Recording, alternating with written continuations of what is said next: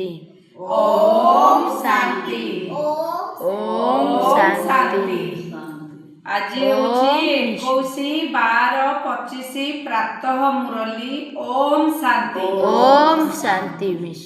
अव्यक्त बापदादा पुनरावृत्ति 5/3/2008 माने ये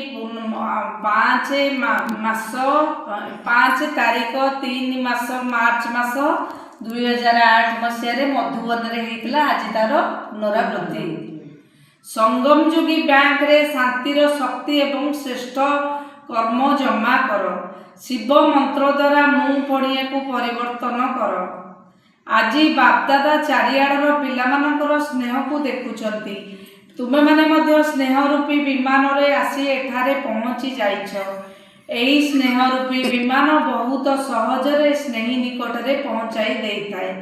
बापदादा देखुचंती जे आज विशेष करी समस्त लवलीन आत्मा माने परमात्मा स्नेहर झुलणार झुलुचंती। लवलीन आत्मा आमे परमात्मा को स्नेहर झुलणार आमे झुलुचे।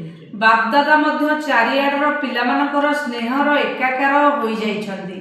एही बड़ी परमात्मा स्नेह अति सहजरे बापांग समान अशरीरी करिदिए। व्यक्ति भाव ठारू ऊर्ध्वरे अव्यक्त स्थिति रे अव्यक्त स्वरूप रे स्थित करि देइथाय। तेणु बापदादा मध्य प्रत्येक संतान को समान स्थिति रे देखि हर्षित होउछंती।